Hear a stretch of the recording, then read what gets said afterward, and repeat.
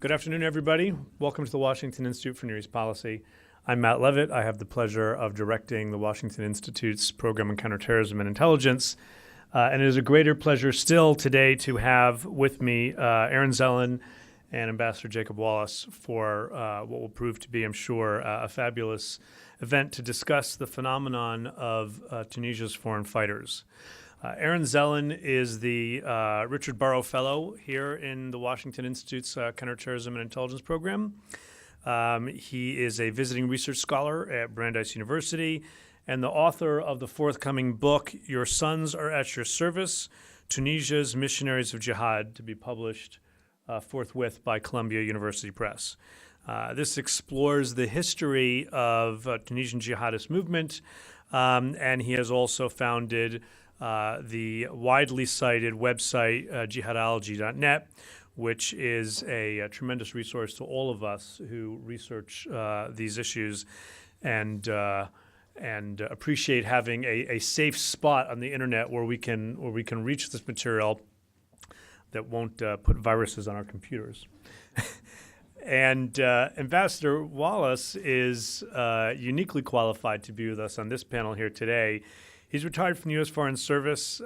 He retired in March 2017 after a distinguished 35-year career, which included, among many other things, service as U.S. Ambassador to Tunisia and later as a senior advisor on foreign fighters in the State Department's Counterterrorism Bureau.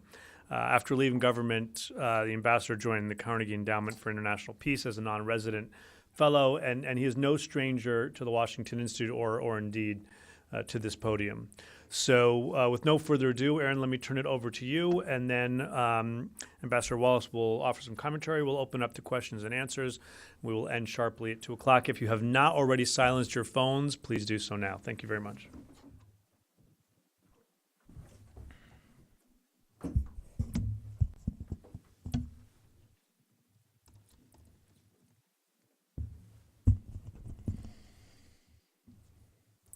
All right. Thanks, everyone, for coming. Thanks for Matt for the kind introduction and the endorsement of my website. It's been an interesting last week. It's nice to be back in D.C. And thanks to Ambassador Wallace for agreeing to add his insights based on his experiences in Tunisia and his advice related to the foreign fighting phenomenon with the State Department. So today I didn't want to get too in the weeds of the paper. So for those who want like a lot of detail, rich detail, you can go online onto the website and you can find it. There's also a lot of tables and maps there. You can click on the maps and you can zoom in and out to find really detailed information there.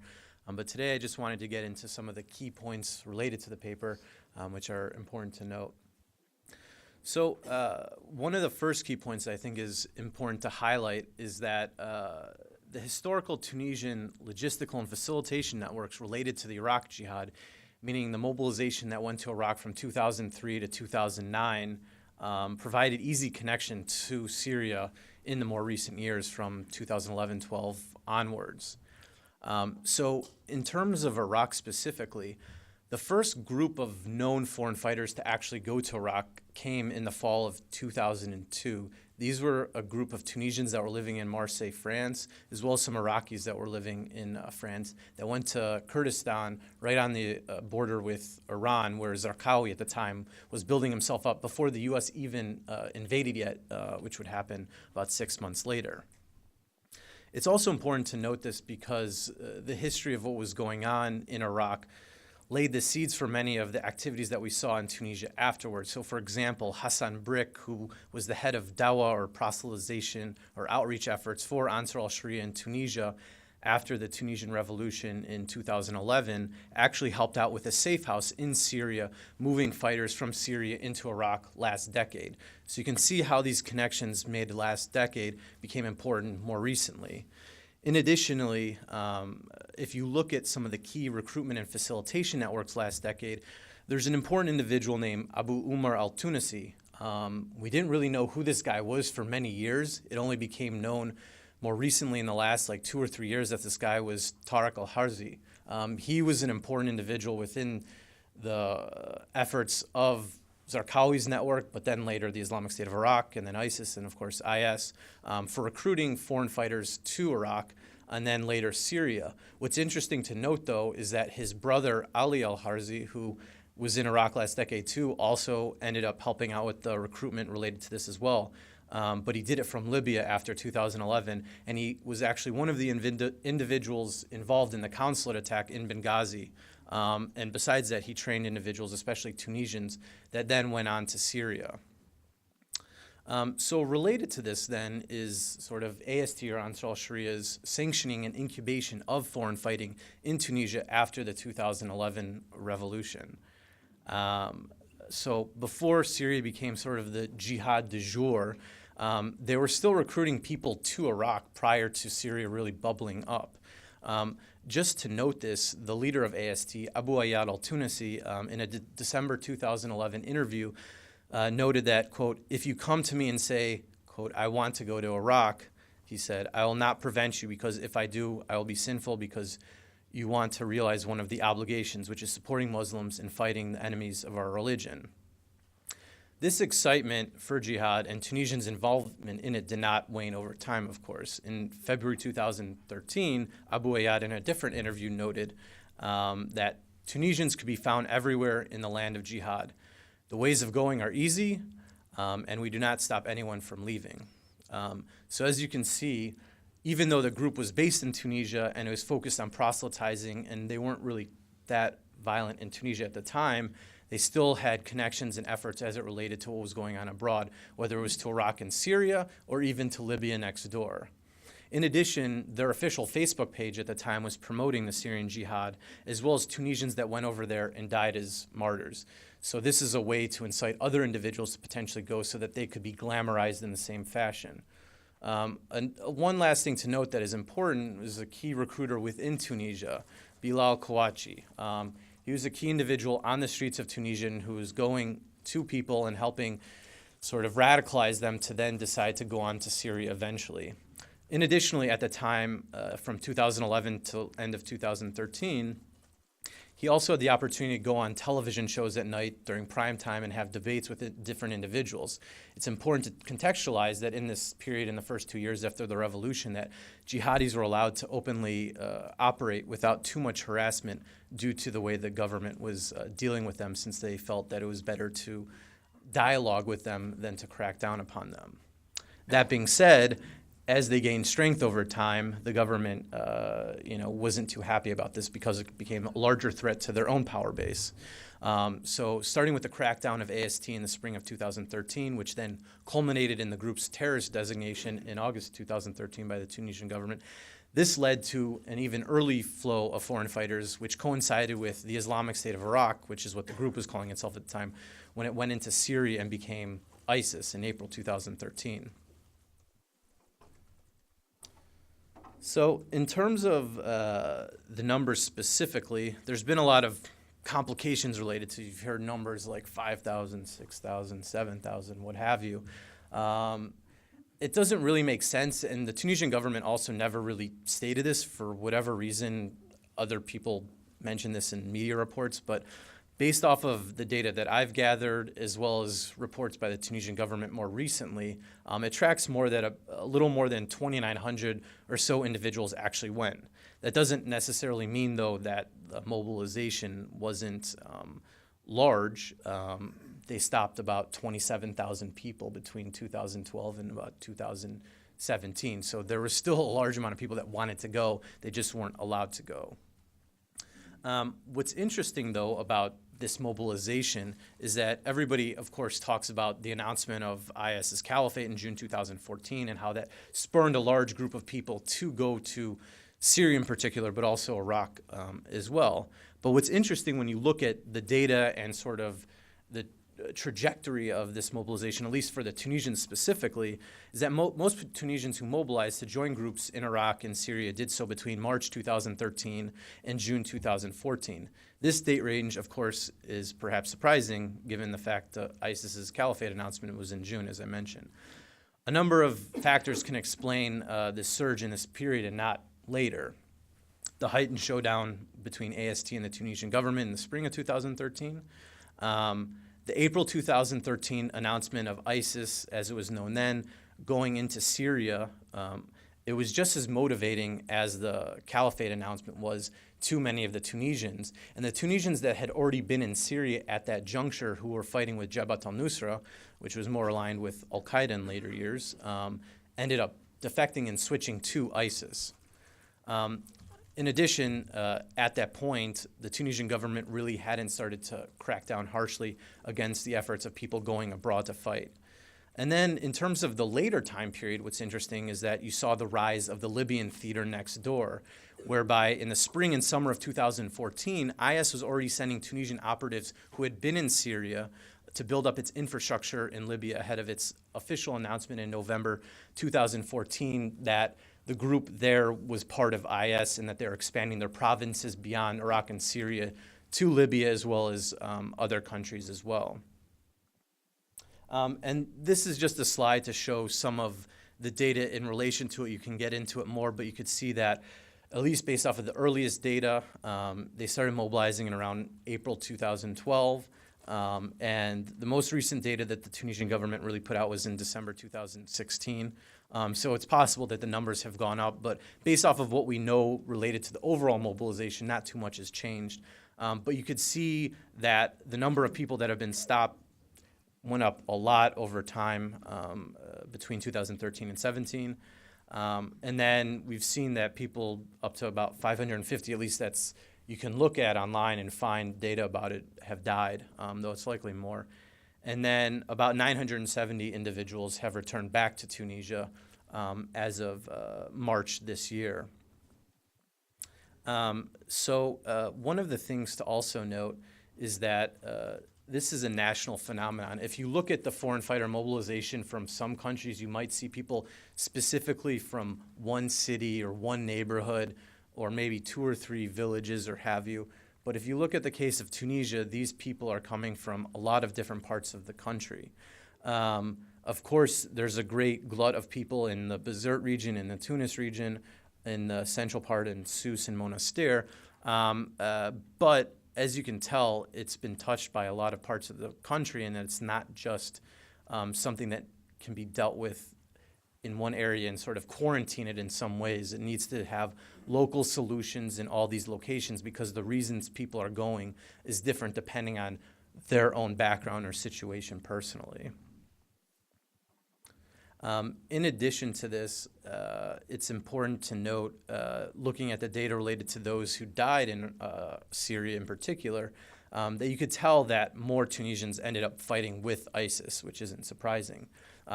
These are the totals, at least based off of open data related to it. And what's interesting when you look at the data, and this map is where Tunisians died in Syria, is that the number of people that died with Jabhat al-Nusra is a lot larger than the number of people that died with their successor organizations, Jabhat Fatah al-Sham or Hayat Tahrir al-Sham, which further illustrates that many of the Tunisians that had originally been with Nusra and their group ended up going to ISIS, since the later groups that Nusra became, not that many Tunisians died with them.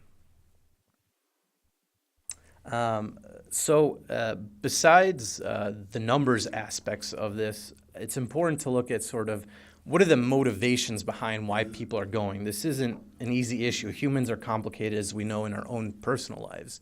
I'm obviously not going to go through every single one in lots of detail, but it's important to note that some of the main ones included altruism, anti-colonialism, a bandwagon effect, disillusionment with the Tunisian post-revolution political stage, pursuit of economic opportunities, the establishment of the caliphate, impressionability of young guys trying to fit in, open conditions, which we discussed related to Ansar al-Sharia, sort of personal tragedy in somebody's life, prison radicalization, recidivism amongst people from a prior generation, desire for redemption, a sense of religious void, as well as sectarianism.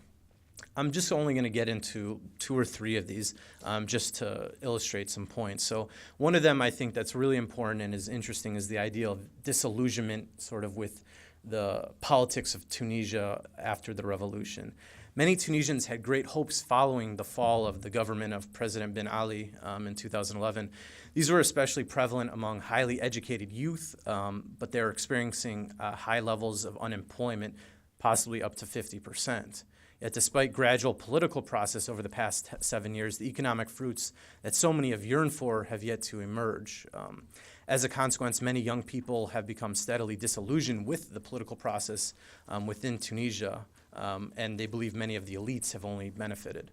In turn, Tunisians sought alternative pathways to economic success, or at the very least pursuing significant outside of a system that still marginalized a lot of young individuals. One way was through migration to Europe and pursuing more abundant opportunities there, while others sought relief within the jihadist movement with its sense of mission, infusion of pride, and immediate social benefits.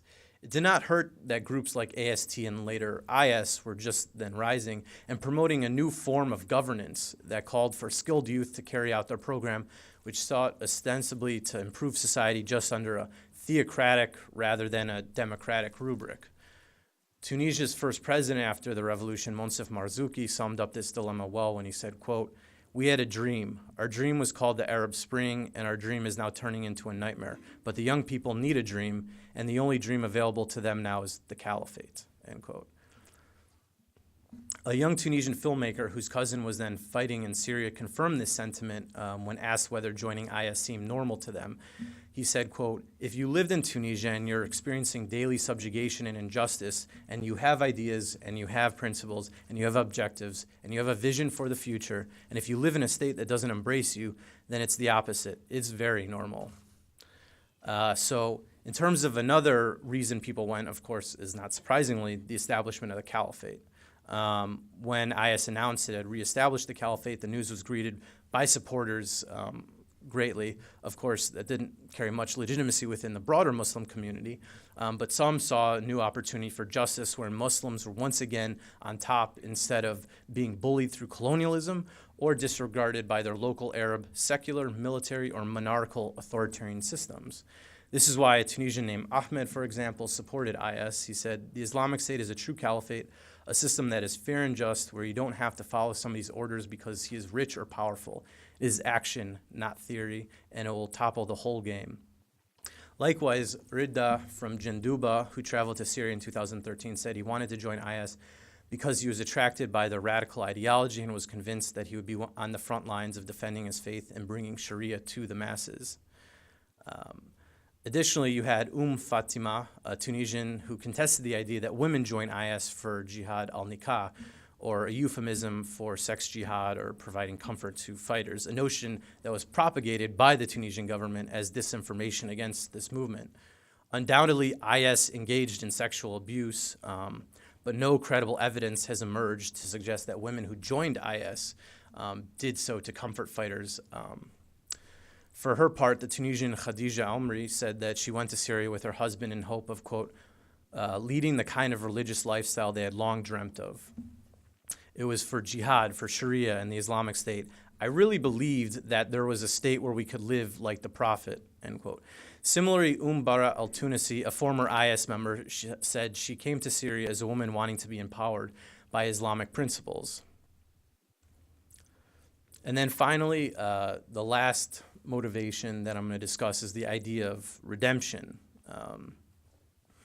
According to Ahmed, who is a former IS adherent, after his brother Rashid went to Syria, he saw online that this was a means for recruitment. He explained that, quote, "The jihadi recipe begins simmering in the minds of young men when they confess past sins to their clerics. Sins that mainly revolve around dating a girl, drinking alcohol, or frequenting bars. The cleric then begins to exaggerate the seriousness of those sins, transferring them into unpardonable offenses that the young man must atone for through certain deeds, the culmination of which is to fight the jihad in Syria." Next, besides the motivational aspects, it's important to look at sort of what these Tunisians actually did once they got to Syria itself and Iraq to a lesser extent. So I'm going to talk a little bit about the different roles that they looked at. And on this slide here, you could see some of the roles that are known publicly. And again, you could go online to the report and look at this a lot easier, since I'm sure the text is kind of small on the screen. Some of the roles included 2 Tunisians who were involved in the torture and execution of the captured Jordanian pilot Muaz Kasasbeh. Abu Bilal al-Tunisi was at the scene of Kasasbeh's capture and was pictured with his arm around the lieutenant's neck. Following this capture, Rayyan al-Tunisi, who will be discussed a little bit later as well, participated in Kasasbeh's torture. According to a female Tunisian IS member who later defected from the group, she said, quote, "It was the most brutal torture I've ever seen." Besides these bloody episodes, though, many Tunisians were engaged in outreach and religious education as part of the IS state-building project. One individual so engaged early on was Abu Waqas al-Tunisi, who became the face of what was then IS's Dawah program and appearing in 6 of its videos by the end of 2013.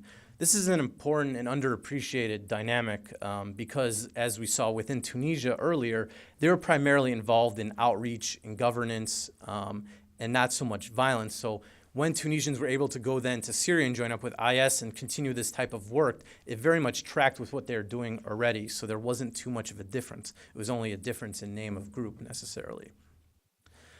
For their part, though, Tunisian women helped shape the vision of IS's society. The founder of the group's infamous Al-Khansa Brigade, which began operating in February 2014, was a Tunisian woman named Rayyan, who I just mentioned was involved in the torture of the Jordanian pilot. She would also help establish the Al-Khansa Brigade in Libya after IS took control of Sirte, and then moving there from Syria in September 2015. What she did when she instituted this brigade was stationing women at checkpoints to make sure those under the niqab were not men disguised for an ambush, securing marriages for foreigners who joined IS, standardizing displays for women's clothes and mannequins in stores, replacing all male OBGYN doctors with women, and helping develop school curricula for girls. Amongst the women who joined this brigade was Hajar al-Tunisi, who was responsible for Sharia classes and helped recruit women for the groups Diwan al-Ta'alim, or the Administration of Education, and Diwan al-Siha, or the Administration of Health, for an estimated monthly salary of $100 to $200. There's also the case of Abdurrahman al-Tunisi, who helped facilitate arranged marriages in Al-Mayadin, Syria, which is in Deir ez-Zor province. Alongside these positions, the notes within the Islamic State's border documents remark on specific skills of interest to the group. For instance, there's Kaka al-Tunisi, who was trained in street fighting and kung fu, Abu Musa al-Tunisi, who had experience in transferring money and importing goods, Abu Sa'ad al-Tunisi, who worked as a smuggler in Libya and Algeria, Abu Yusuf al-Tunisi, who knew some type of software piracy programs, and Abu Mujahid al-Tunisi, who was an expert in hacking encrypted websites, allegedly. This shows how the border documents were used not only to identify individuals that were joining the group, but also to spot potential talent that could be used for them going forward. That being said, not everything went right with IS and the recruits going forward. As I noted, about 970 individuals have since returned to Tunisia from Iraq and Syria. Part of this is due to the issue of disillusionment again, but in the context of disillusionment with ISIS and what they're doing. For example, Sharfaddin Hasni, an ISIS supporter, remained in Tunisia but had multiple friends who traveled to Syria, noted from his interactions with them that they, quote, thought it would be like joining the side of the Prophet Muhammad, but they found it was divided into these small groups with a lot of transgressions they did not expect, like forcing people to fight between Jabhat al-Nusra and the Islamic State. Furthermore, an aspiring combatant named Ghaith, who returned to Tunisia, said, "It was totally different from what they said jihad would be like. It's not a revolution or jihad, it's a slaughter." Moreover, Faisal explains that between the image they give themselves in their videos on the internet, that of the companions of the Prophet, and what they really are, cold and calculating, there is a gap, end quote. That being said, there are challenges related to this. Some of these expressions of disenchantment might not be wholly genuine, instead reflecting an acknowledgement of the Islamic State's loss of territory. For example, after IS began ceding ground, someone like Anwar Bayoud evidently began to see IS members as monsters. Yet, for whatever reason, he and others like him did not express such sentiments when the group was riding high and everything was promising. Similarly, Muhammad Amrouni, after IS began losing Raqqa, began to reach out to his family about returning home. His brother Ajmi said that he, quote, begged for my forgiveness. This is part of the dilemma with returning foreign fighters writ large, not just in Tunisia. Determining whether their remorse is genuine, expressed disillusionment with the IS experience, but paired with the hesitancy to disavow the broader ideology and a focus on poor implementation prevents a special conduit. Once home, returnees also face the stigma of having joined a jihadist group, now wearing a proverbial scarlet letter. A former combatant named Rajab concurs that, quote, even the ones that express regret are outcast and marginalized by society. Therefore, because these returnees have no alternative social network in Tunisia, they risk relapsing out of the desire for solidarity and purpose that fomented their mobilization to join in the first place. In some sense, this is why Ajmi Amrouni's expression in reference to his brother Muhammad, who is seeking to return home via extradition from the SDF camps in Syria, said, quote, Inshallah, he is not a threat. This encapsulates the approach taken by Tunisia as well as other governments with the dilemma. Tunis in particular is essentially hoping that everything just works out because at this juncture it offers no governmental level rehabilitation or reintegration initiatives for individuals who fought in Syria, with some returnees either out in societies while others are detained in prison. This is why the future of the movement, as I note in the slide, is brewing within the prison system right now, which includes not just the returnees from Syria or even the returnees from Libya, which is beyond this particular presentation, but also those that have been arrested locally, domestically, for jihadi online activity, fundraising, or attack plotting.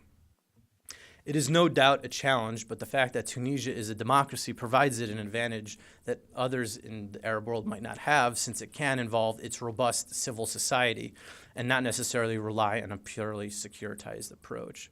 Whether it is successful remains to be seen, of course, but based on all of this information, it is not surprising and it's easy to see why individuals in the Tunisian government, as well as in Western Europe and the United States, remain worried about what can become of the future of this movement, since there are so many that have returned, so many that wanted to go that were stopped, and so many that are interacting with each other now within the prison system, and there are rumors of sort of mini emirates, so-called, being created within this prison system.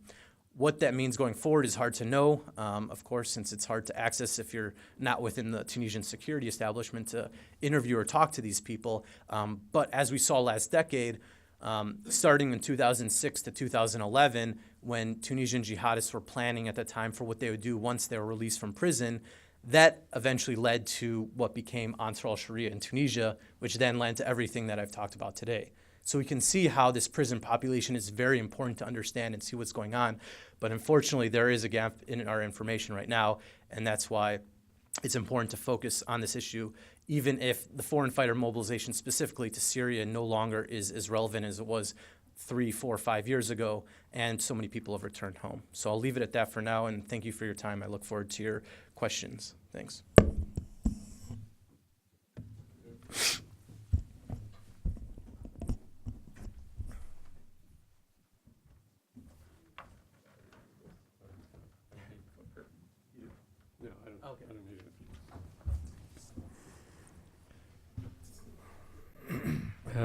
Well, first, let me thank Matt and Aaron and the Washington Institute for inviting me back today. It's always a pleasure to talk about Tunisia and foreign fighters, the two things that I seem to know best. The reason I got the foreign fighter job was because of Tunisia's experience having so many foreign fighters. One of the few good things that came out of the foreign fighter phenomenon.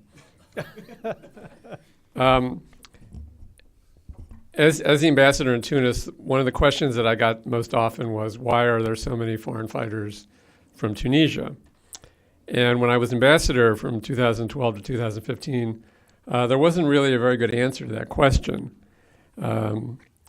Fortunately, we now have Aaron's report, which I think is one of the best I've seen, that explains the phenomenon and gets at this question of why there were so many foreign fighters from Tunisia.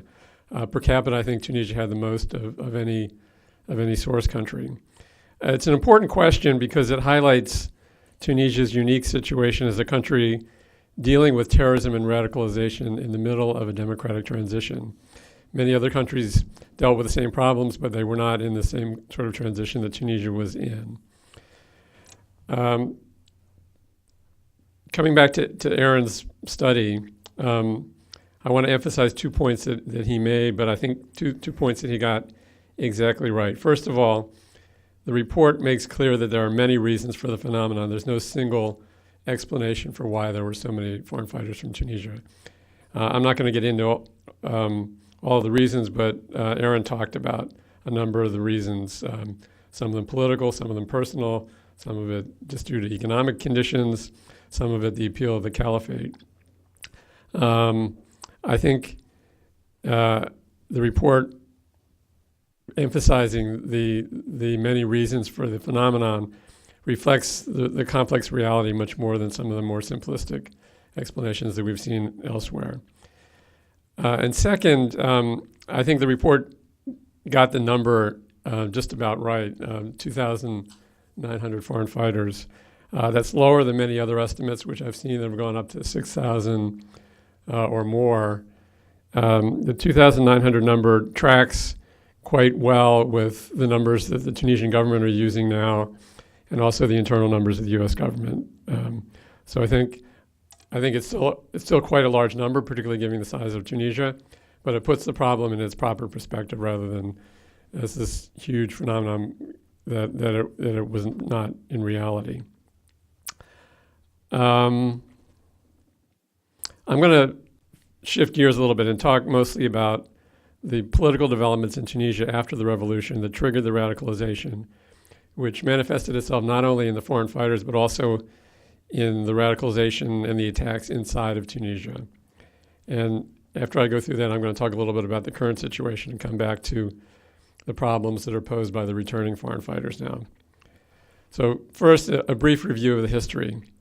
In the aftermath of the revolution in 2011, there were, I think, three factors that set the stage for what happened afterwards. First was the amnesty for all political prisoners in 2011, which freed many dangerous jihadists. There was some debate at the time as to whether they should be included or not, and the feeling, which was pretty widespread in Tunisian society, was that if it was an amnesty, it had to include everybody who had been arrested by the previous regime for political reasons. So the consequences of that became evident later, but at the time it was thought that they had to be included in a general amnesty. Second was the shake-up within the security forces after the departure of President Ben Ali. This diminished the impact of this diminished the capacity of the security forces and helped contribute to some of the problems we saw afterwards. And third, I would point to what I would call the initial tolerance of the activities of the jihadists by the elected Troika government, which Aaron alluded to. This was in the period of 2012 to 2013. At the time, the leadership of Ennahda talked about dialogue with jihadists, not so much because they agreed with them in terms of their philosophy or their approach, but the feeling that they had to be brought into the system rather than be excluded from the system. That turned out to be a grave error that Ennahda realized later, but at the time it was widely held within the movement. So these three factors contributed, I think, to what I guess we could call a perfect storm, which allowed the jihadist groups to form in Tunisia, to recruit new members, to facilitate the travel of foreign fighters both to Libya and to Syria and Iraq, and eventually to organize attacks inside Tunisia.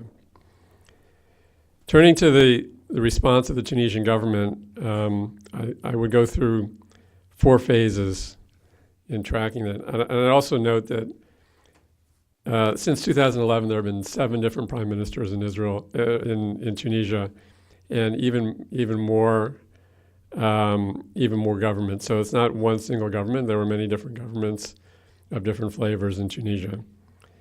Of the 4 phases, I'd say the first was from the revolution in 2011 until about September of 2012, and it's a period that I would sort of characterize as a period of denial.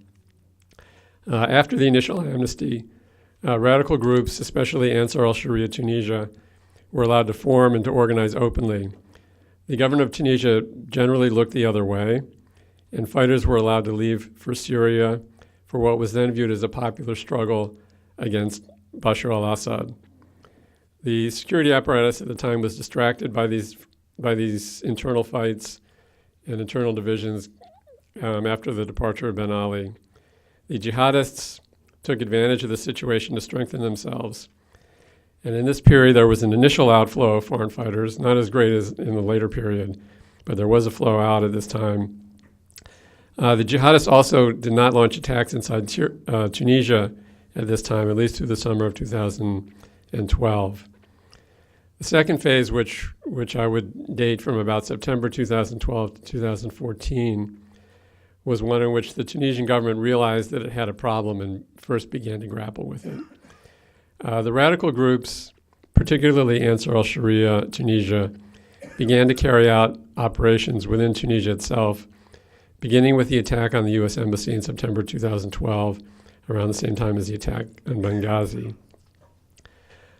This was followed by 2 political assassinations carried out by jihadists in 2013. The Tunisian government began slowly to crack down. The first steps included the designation of Ansar Sharia Tunisia as a terrorist group by the Troika government in August 2013, Aaron pointed out. The subsequent government, technocratic government led by Prime Minister Mehdi Joma, began much closer cooperation with the United States and other foreign partners in 2014. With this came the beginning of an improvement of the capacity of the security forces to deal with terrorism and radicalization. This period in which there was a crackdown within Tunisia ironically led to an increased flow of foreign fighters to Libya and Syria and Iraq.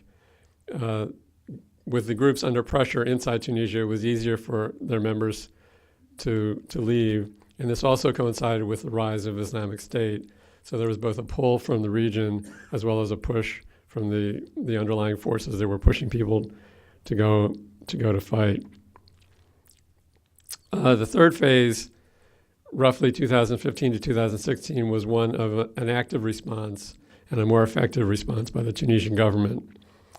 With the newly elected government in place after 2014, the jihadists launched deadly attacks on civilian targets inside Tunisia, notably the attack on the Bardo Museum and the Hotel in Sousse, frequented by European tourists.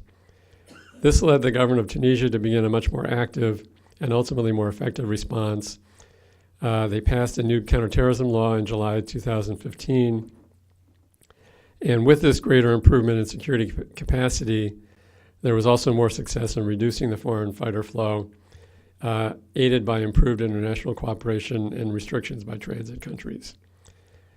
And finally, the fourth phase, which ran from about 2017 to the present, is one in which the focus shifted more to returnees.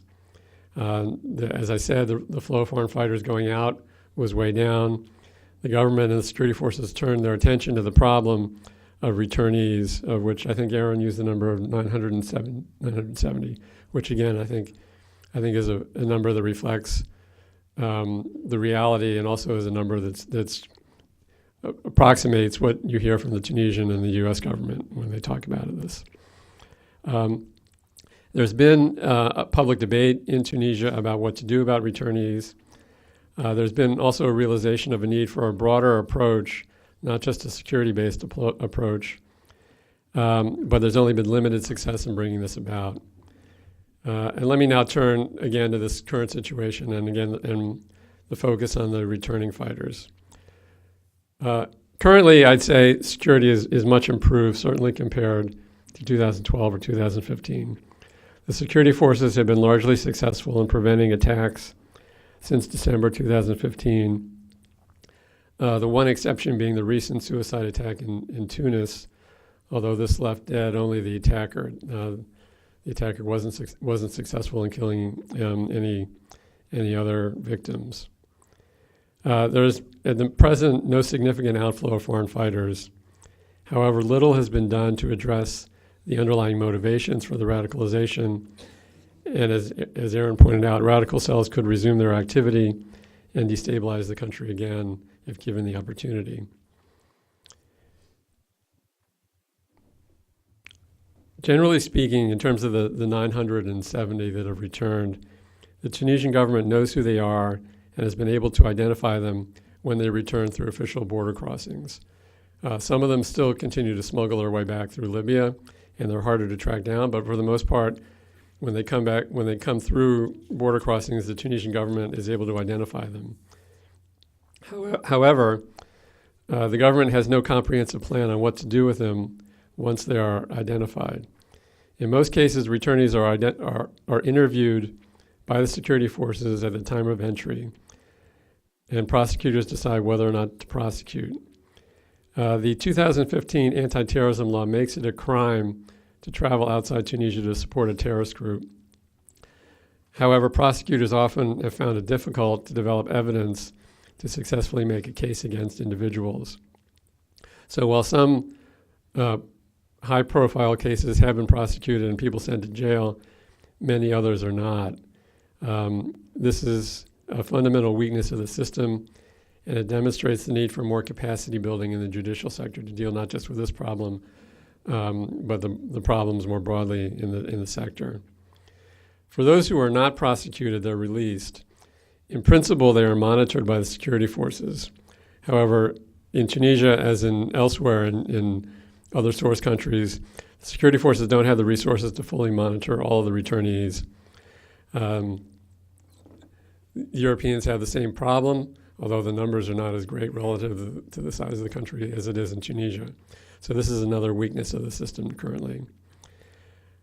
Also, there's no nationwide program for reintegration, either of returnees from abroad or for radicals who are released from prison after serving sentences for domestic attacks.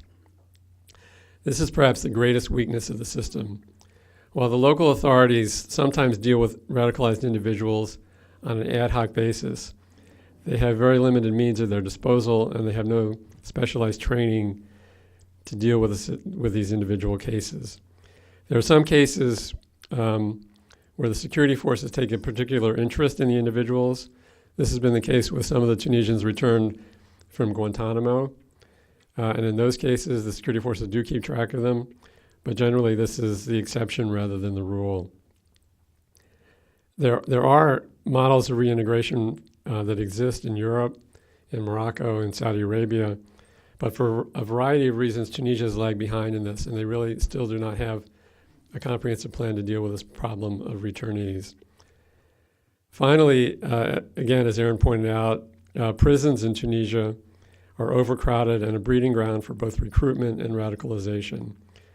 Tunisia is receiving assistance from the U.S. now in prison management, but Tunisia still has to devote more attention and resources to this problem to address the overcrowding and to prevent radicalization from being bred within the prison system. Up until now, Tunisia has addressed these problems primarily through security means and through the security forces. That probably made sense initially, but I think we're at the point now where Tunisia needs to look more broadly at other areas, at social programs to support de-radicalization and reintegration, at capacity building in the judicial sector, prison reforms, and other steps to address some of the underlying causes of the radicalization. Finally, I'd note that these security issues are intertwined with political and economic issues in Tunisia. As I told Tunisian friends when I was ambassador, Tunisia, to succeed in its democratic transition, has to make progress not only on security, but also on the economy and on the political front. I described it as a three-legged stool, where each of the pillars has to be strong, and Tunisia has to make progress on all three at the same time in order to succeed in the transition to democracy. The economy is under great pressure right now. The state budget has limited resources available for dealing with problems like returning foreign fighters. This is an ongoing challenge. It's one that will be highlighted in the coming year when there will be legislative and presidential elections in Tunisia, and this will be an issue that will certainly be part of the discussion then. I think with that, I'll stop Happy to take your questions. And once again, it's a pleasure to be here and to be on the panel. Thanks. Thanks to both you, Aaron and Jacob, for fabulous presentations. I will ask the moderators, take the moderator's prerogative and ask your first question, which really is intended to give all of you another minute or two to formulate your brilliant questions. And then we have plenty of time. I'll call on everybody as I see you. Just please wait for the microphone and identify yourself before you ask your question. So I'll ask kind of one question to the both of you, which is two parts, both focused on this issue of motivations. Because, Aaron, when I read the paper, the two things that most jumped out at me as not the only, but the biggest contributions were, as you both highlighted already, the issue of being able to really drill down on the numbers, but also being able to have a really serious conversation about the kind of waterfront of motivations that affected this phenomenon. I want to ask one question about the motivations in the past leading to what happened. I want to ask a similar question about the motivations going forward. Can you, each of you, try and give me a little bit of a deeper dive into how these motivations, which ultimately affected all foreign fighter travelers from everywhere, they're not particularly unique to Tunisia, minus the particular issues of the nascent democratization and, Jacob, what you referred to as phase one denial. Mm-hmm. Other than that key distinction, one could make a pretty strong case that just about every other factor was present in at least some cases, in Libya, in Egypt, and elsewhere. And I'm wondering if that is the critical issue in terms of motivations, or if there were other things that were going on within Tunisia that exacerbated some or all of the many motivations that affected different people in different places that led to the fact that per capita, we still can't get away with this, even at the lesser numbers of 2,900 who went and 2,700 who were frustrated travelers who were stopped. 27,000, excuse me. Let me add a zero and a comma and you okay. Make your point. Per capita, Yeah, that's a lot of people. that's a tremendous number of people, and all of the motivations we've discussed are equal for people in Tunisia or elsewhere. That's question A. Question B is looking forward, picking up where you both ended off, and that is, as we think about not only the returnees, which are a fairly reasonable number, actually quite a lot, but fairly reasonable, of about 970. Dealing with 27,000 frustrated travelers, that's actually a tremendous headache. And we also have the problem not only of the frustrated travelers and the returnees, and I would include in the basket of returnees those who are released from prison, those who have exited one battle space, whether it's Iraq or Syria, and have not come home but have gone someplace else, meaning they'll do something someplace else and they could yet come home to Tunisia, especially if the place to which they exited was Libya.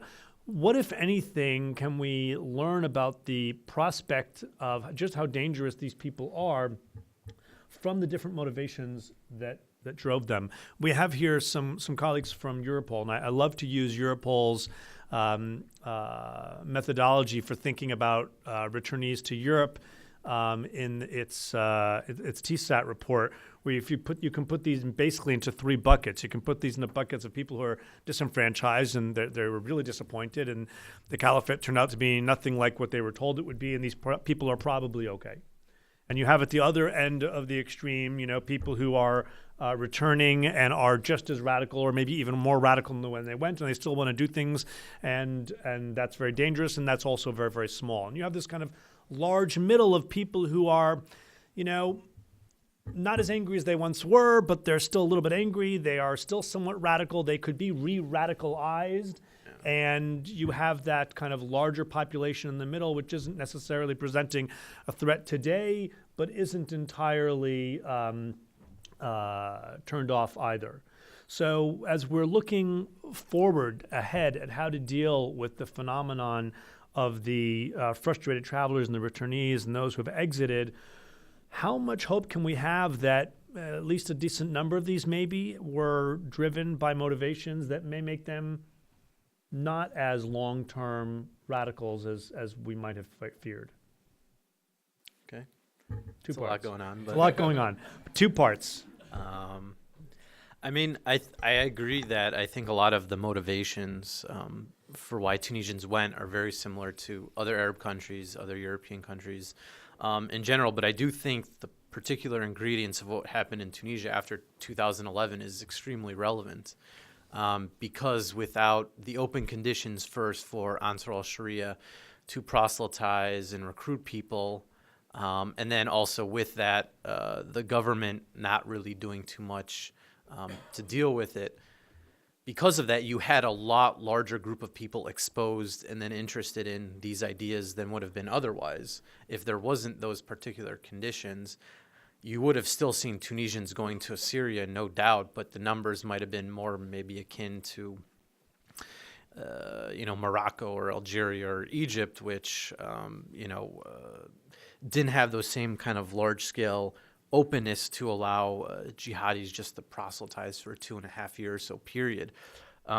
So I think that is the key right there in many respects, and I think that has important implications in the future if we do ever see some type of Arab Spring scenario again, or just one particular country where there's some type of overthrow of a government where people are released from prison, or maybe there should be a process where people who had been charged for terrorism-related crimes before that government was overthrown be retried again based off of the specific evidence instead of just letting people out carte blanche. I think that's a really important implication if that happened in, say, Algeria or Saudi Arabia or wherever. I mean, obviously, I'm just coming up with countries off the top of my head. I don't know what's going to happen in the future, of course, but it's important. But also what's important is understanding the dynamic between the Nahda and Ansar al-Sharia and what we could learn about, Islamists being in power and them dealing with jihadists. Of course, as we know, they are ideological rivals, but they're also within a broader ideological stream that's more close than them and the secular stream. So there are reasons why they're allowed to operate in a way that maybe some secular or communist group that got really popular wouldn't have been able to. And I think that's important if you look at maybe, say, the future of Turkey or some other future scenario that, could happen. In terms of the other question related to returnees, frustrated travelers, those who have exited and gone elsewhere, we have seen, of course, people going to Libya. The Tunisians were the largest group that went to Libya. And if you're interested in more in that, I also wrote a report about that came out earlier this year in January called The Others, Foreign Fighters in Libya. So there's a lot of details there as well. But we have seen Tunisians showing up in other places as well, whether it's Mali or the Philippines. Of course, it's, people here or there. It's not like dozens or anything larger than that. It's maybe a handful at most. So it's nowhere near on the same level. But we have seen this happening. But in terms of, the potential, as you note, for the possibility of people getting mobilized again or getting interest again who might have been disillusioned by IS's implementation of the Islamic State, but not necessarily disillusioned with the ideology writ large in the same way, I'm sure people have heard maybe on college campuses or elsewhere that, China or the Soviet Union didn't do communism quite the right way, but if it was in a pure utopian way, then, it would work out. It's the same kind of, scenario in some regards, where you can see this happening. And one way I could see this is if you do see another change in the government this coming fall when there's another election in Tunisia and Ennahda comes into power again. I don't think that they would follow the same policy that they did from 2011 to 2013, but I do think that they would be a lot more open to sort of the social programs and a lot of the rehabilitation and reintegration aspect of it, but that could then also lead to more open ability where people could interact again and lead to more ability to mobilize people. Maybe not necessarily within Tunisia, but possibly to do stuff abroad again. But again, I can't predict the future, but that is one potential scenario where that could happen, which unfortunately would probably create even more political polarization in Tunisia. but we'll see what happens in the future.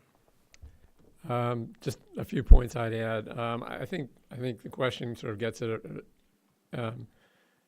the question about motivation sort of is a good one because and I think we've seen this in the report, that all of the motivations that we saw in the Tunisian case are equally applicable in Morocco or Algeria or other comparable countries.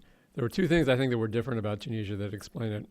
One is what Aaron already just pointed out, which is that Tunisia was essentially a free society, that the jihadists were free to go online, to organize in person. As early as 2011, Ansar Sharia Tunisia was having a national congress in Tunisia where they were openly talking about jihad. They were openly talking about the destruction of Israel and all kinds of other things like that.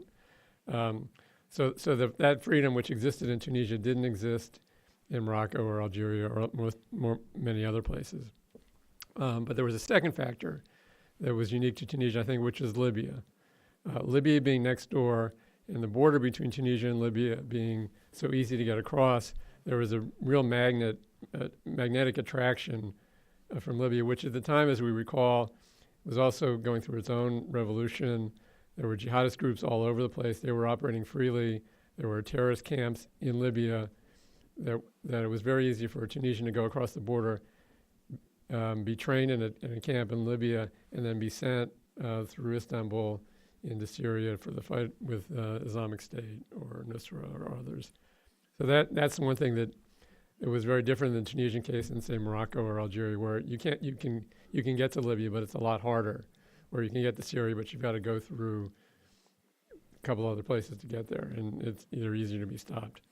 In terms of looking forward, I think you do have this large pool of frustrated travelers, of returnees, of indigenous radical cells and groups that continue to exist in Tunisia, and I think it's a real threat looking forward. What Tunisia has gotten better at in the years since 2011, 2012 is sort of balancing a free society with security, and how you can continue to have an open debate, freedom of the press, political freedoms, but at the same time have a security force that can deal with the problems of radicalization and terror. That's a difficult balance that we face here, other countries face as well. Tunisia's doing better at it, but it's a tricky thing, and given the political turmoil, given the fact that they're about to have elections in Tunisia this year, going off the rails is a definite possibility. So it's something to be concerned about, and I think people that care about what's going on in Tunisia need to be attentive to that problem. Okay, on that high note, let me open it up to your questions. We'll start right here. Just wait for the mic, please, and identify yourself. Right here in the middle. Hi, Marina Mansour, State Department. I have two questions. The first question is, how do you think Arab governments can sort of weigh the, freedom of speech, freedom of association issues when it comes to political Islam, to where they don't necessarily crack down on it to an extent where it creates a backlash? And then how do they find that balance? And then the second question is for Aaron. You said that in Tunisia, Daesh was mostly, or the Tunisians joining ISIS were sort of in administrative ranks, or not necessarily involved in the killing and the fighting as much as perhaps others.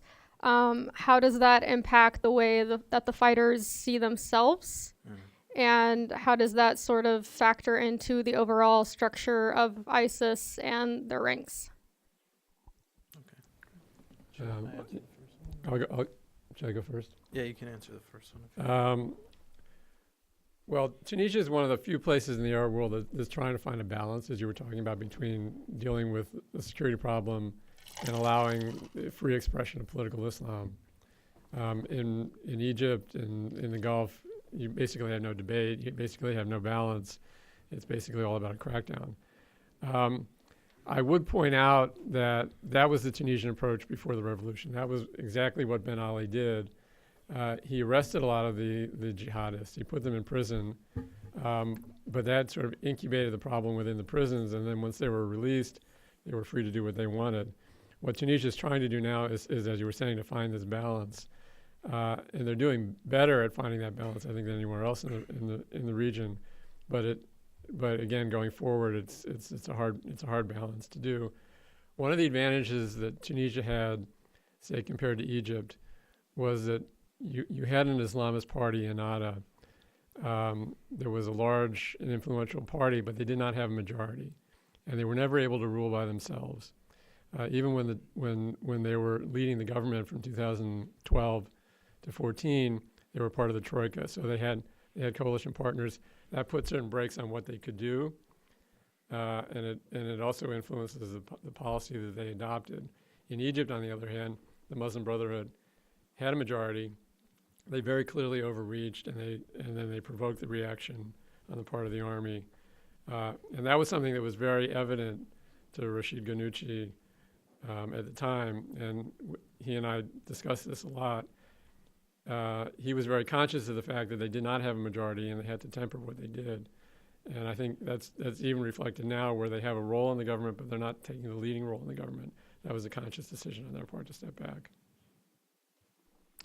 All right. In terms of the second question, it is true that a lot of Tunisians took part in administrative roles. There were Tunisians, of course, that were involved in fighting and were involved in the beheadings. I mean, a lot of people viewed Tunisians with ISIS as the head choppers, so they weren't completely innocent of a lot of ISIS's crimes, for sure. But because they were, many of them, in administrative roles, part of that is because of the experiences they gained with the social services type of activities and outreach in Tunisia from 2011 to 13. I think it provides actually an opportunity for Tunisia, if they play their cards right, is that many of these individuals want to do something on behalf of society. It's just bringing them back in the fold under the rubric of the Tunisian nation state instead of the IS or Al-Qaeda theocratic state, or however you want to describe it. And therefore, if you provide these opportunities or make entrepreneurship more open, cut down on the red tape related to business regulations, that you can get a lot of these youth more involved in helping out Tunisia specifically. The question is whether the bureaucratic aspects of the Tunisian state can do that quickly or not remains to be seen. But I do think this is actually in some ways a positive. The question is whether it can be harnessed or not. In the back. Hello, Hussam Bagas. I'm a grad student at NC State. My question is, the challenge was everybody is fearing the people, the returnees, as both you mentioned. But the big challenge so far after 2015 was the people who never left, the 27,000, nearly 30,000 people.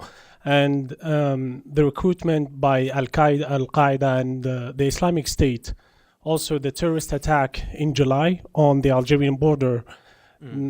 What does that, or to what extent that, how we say, to what extent that threat to the region, like the stability of Algeria or Libya and Tunisia? Thank you. In terms of those who didn't leave, what's interesting is if you look at the networks in relation to what's gone on since around 2015, is that with the case of the Bardo and Sousse attack, it was connected to these series of training camps in Sabratha, Libya, which is just on the other side of the Tunisian border, and was run by originally guys that were associated with AQIM, but then switched to ISIS. And therefore, it was Tunisians that were not inside of Tunisia, but they were then able to go back into Tunisia and conduct the attacks. And then what's interesting about the other side of the border in Jebel Shambi region in Kasserine Governorate is that a number of the individuals involved in that group, Katibat Uqba bin Nafi, which is essentially AQIM's Tunisia group, is that it's connected to AQIM in Algeria. All of the leaders of Katibat Uqba bin Nafi have actually been Algerian, not Tunisian. So you do see these cross-border connections. What's interesting, though, is that even though you saw this spike in violence in 2015, Since then, it's gone down a lot, and it's relatively remained consistent from both Katibat Uqba bin Nafi as well as IS's Tunisia affiliate.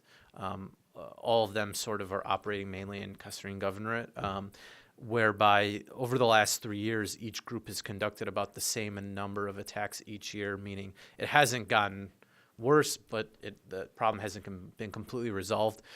The thing, though, is that each group has only conducted about 3 or 4 attacks each a year, which obviously is a tragedy no matter what, but compared to, say, Nigeria or Somalia or Iraq or Syria, I mean, it's not a lot, and in many ways is probably comparable to a place like France.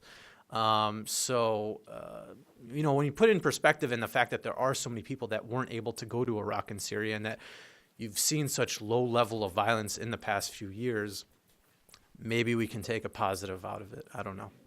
Can I just add one real quick. one addition to that, which is you have a large pool of potentially radicalized people. You don't have the leadership that existed and was free to operate, say, in 2011, 2012. A lot of the leadership of these groups went to Syria, Iraq, people that you mentioned, people like Ali and Tariq al-Harzi, or they went to Libya and they were in the Sabrata camp. Those leaders are basically taken out either by U.S. Special Forces or by other groups. In particular, Ali and Tariq al-Harzi, they were assisted in their dream of martyrdom by U.S. Special Forces. David, over here in the corner. Thanks very much, Dave Pollack from the Washington Institute. That 27,000 is really quite a startling number. And so my question, I think, is a simple factual one. What happened to all those people? Are they all in jail? Are they what? There's a few thousand people in jail, but the rest are out and about. It's possible because they're stopped, they then didn't go on farther within a radicalization process, and they didn't get as radical as they might have been if they actually went abroad, and therefore maybe decided not to get more involved. But it's hard to know without some type of anthropological study or ethnography. But luckily there hasn't been as much violence as could have potentially been if you hear the numbers. Yeah, I think a lot of the sourcing for those numbers come from people that the Tunisian government stopped between a certain age group. So basically, any male between the ages of 17 and 30 that were stopped from leaving the country by the Tunisian government are in that pool. So some of them are probably hardcore radicals, but not everybody necessarily was. And it's really, as Aaron was saying, it's hard to know unless you sort of interviewed each of them or did a sampling, which is kind of hard to do. Is there a list of names? I suppose the Tunisian government would know the 27,000 people or so that they stopped from going. I don't know how much analysis they've done on that either. Yeah. They won't share that list. To me, the biggest concern, as we said earlier regarding how Europol thinks about this, is that it's not static either. Yeah. Let's say that the 27,000 is off by a large number because a significant number of people of a certain age who weren't actually going to do something or then thought better of it once they were stopped and are let's discount it by a third, right? And let's say another big chunk is whatever you have in there, a large middle of people who today they're a little less radical, but tomorrow something happens, they could get radicalized again. It's not static. And so no government, certainly not the government of Tunisia, a government that size, has the wherewithal to keep tabs on all these people. Over time, you rank them, and someone who ranks a little lower may not get as much attention, but could be radicalized and move up without your knowing it. So it's a tremendous problem. If you think about how much ink has been spilled over the problem that European law enforcement faces, and this is a larger number of known, at least people who were stopped to travel. All right, next question. We had one over here, right next to the mic, and then we'll come over here. Stanley Kober. There was a saying from the Vietnam War that the light at the end of the tunnel is the train coming right at you.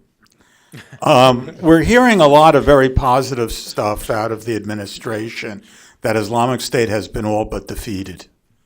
on its last legs. But when I hear the numbers that you're saying, the radicalization in the prisons, which I haven't heard discussed much, I'm getting a sense, deja vu all over again. And so, yeah, you're nodding. So could you just say a few words about that? It's broader than Tunisia. Yeah, I mean, it's obviously not completely resolved, whether in Tunisia or in Iraq or Syria for that matter. As we know, while people talk about how IS no longer controls territory, they still do control some territory in the Syrian side of the Syrian-Iraqi border. It's very small now. It's only in one city, I believe, Hajin. But you already see, at least in Iraq, that the group itself is rebuilding its insurgent capacities in places like Diyala, Kirkuk, these seam areas where there's sort of like the border between different ethnic or religious groups, and therefore they can take advantage and play on some of these dynamics.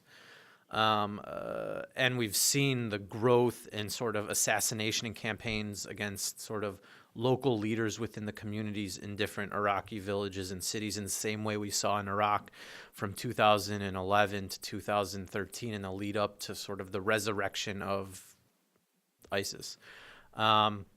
So there is definitely warning signs again. If you want to look towards what could come next from ISIS in their plan, the thing that would come next then is them trying to do prison breaks again, which we saw in 2013, especially, which then led to them bolstering their capacities, which of course then led to them taking over territory in Iraq and Syria. So that would be the thing I would look out for right now, but it's definitely not over in my opinion. In the back row, put your hand up so they can see where to bring the light. Mike, there you go. Thanks. David Sturman from New America. So your paper focuses in on this sort of national mobilization, which seems very correct compared to, say, Libyan's ISIS records, where it's such a Derna story. But if you run it through sort of per capita numbers, there do seem to be some particular standout spots. And I wanted to ask you about one in particular, which is the southern border governorates. Your data and ours at New America on different cuts of the ISIS records both put Kabylie as the top governorate in terms of per capita. You also have Medellin and in particular the Ben Gurdon area as disproportionate production of fighters in per capita terms. Is there something different going on there? Is that the same as the Grand Tunis and Bizerte mobilization? And also, is that new? My understanding is the Sinjar records, when it was cut in the early analysis for sub-national level, didn't actually have really anyone from the sort of southern peripheral areas. Thanks. So in terms of Ben Gurdon, I mean, I think we've seen historical mobilization from there, including Iraq. The problem with the Sinjar records is that I think there were only about like 27 or 30 Tunisians in them. So when you compare that to around the 589 to 640 Tunisians in the more recent ISIS documents, it's hard to extrapolate too much from the Sinjar records. But in terms of the Kabylie case, it is interesting. Obviously, you'd have to go locally and really understand what was going on there. But at least from my research into Ansar al-Sharia in 2011 to 2013 is that the group had an operation there and a branch there where they were conducting events. So it is certainly possible that because of that infrastructure there, that allowed more people to then be exposed to the potential recruitment and facilitation networks to Libya, Iraq, and Syria. So that's the thing I could think of off the top of my head. But again, you'd probably need to go there locally to really interview people and find out more. Great. Any more questions? Yes. Thanks. This is Louisa Keeler from POMED.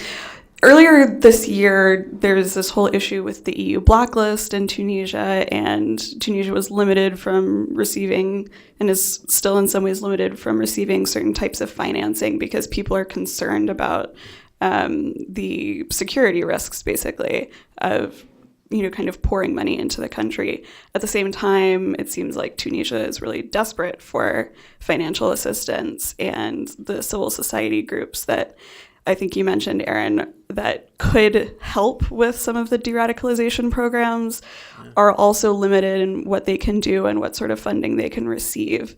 It seems to me like sort of a chicken and egg scenario, and I'm wondering if, as there's more and more returning fighters, is there a right answer for if, the risk is too great, or if actually this is the best way to solve the problem is by kind of encouraging financial assistance? I mean, I definitely think people should try. Of course, it doesn't mean you'll be successful necessarily, but you can learn from possible failures or mistakes too, which is important. I mean, that's part of one of the biggest issues with the whole CVE game, is that at least in some countries, they're too afraid to do something because they're afraid of failure. But then if you don't try something, then you don't know what might work or might not work, and then learn from that in the future. So I definitely think it's worth it to help out. And there's even Tunisians who were previously jihadists, who want to be involved in some of these efforts as well, because they know from their own experience what it was like. They can relate to these people more, and they can help out. So there's also opportunities in relation to that with formers, which could be really useful in many regards, in contrast to maybe a purely like secular type oriented organization that might not be able to relate as much. So I definitely agree that it's important. We had a question right here in the middle, please. Hi, I'm Madeline Branch with the State Department. Aaron, you had mentioned some of the female fighters, and I was hoping you could talk a little bit more about that and what strategies might need to change in dealing with this as the numbers are growing, especially with the recent attack in October. Yeah, so it's an interesting case that you've seen a lot of Tunisian women getting involved. Part of this is because they were given a role within Ansar al-Sharia, as an organization from 2011 to 13, so there were more women involved in general, and it wasn't. And the thing always to remember is that unlike in other contexts where everything was always about fighting, this wasn't just about fighting, and therefore the possibility of role was greater, not just for men but women as well, and therefore they're exposed to greater things. And then within the IS context, as I noted, they were involved in some security-related arrangements, but they're also involved in the administrative side as well. So it's definitely become a larger issue, and we've seen the same dynamic in Libya as well with IS in Libya. What's interesting is the case of the woman who conducted that attack. Thankfully, nobody was killed, but it does augur to the potential that because more women have been involved in this movement, have been exposed to it, and are interested. And, the idea of feminism is very strong in Tunisia, and these women view themselves as sort of like feminist jihadis. I know that sounds interesting, but in their minds it makes sense that they will just act on their own accord. And we have seen in other cases that women have done attacks in the UK and in Australia, as well as, more war zone-like places. It's definitely something that could happen more, but of course, I can't predict the future specifically. Can I ask you both to comment on, why the threat from North Africa, from Tunisia, from Libya to Southern Europe doesn't appear to have turned out to be as dangerous as we thought it might have been? I'll go. Look, I mean, I think part of the answer is that the Europeans are doing a better job now in managing the threat. That wasn't true, say, in 2015. It's more true now. And in a way, the biggest problem I think that Europe has faced is not radicals coming in from say Tunisia into the south. It's more the indigenous populations of Tunisians and Algerians and Moroccans and others that are already settled in the northern countries, particularly in France and in Belgium. Yeah, most of the Tunisians that have tried to go into Europe have been interdicted along the way, or so it illustrates that they're doing a relatively good job. In terms of Italy in particular, they've also deported, I don't know, I'd have to look at my data, but at least 50, 70, or 80 Tunisian jihadists over the last 3 or 4 years back to Tunisia. So that's one strategy at least the Italians have taken. I know that the French have also deported some people, but not on that scale. Yep. All right. Any other questions? In that case, please join me in thanking our panelists for a wonderful discussion. Aaron, congratulations on the publication of the study. Thank you. Jacob, thank you so much for joining us today. As always, thank you all for coming on a cold winter day. Feel free to take some more food or coffee on the way out. Have a great afternoon. So I was at this CT conference in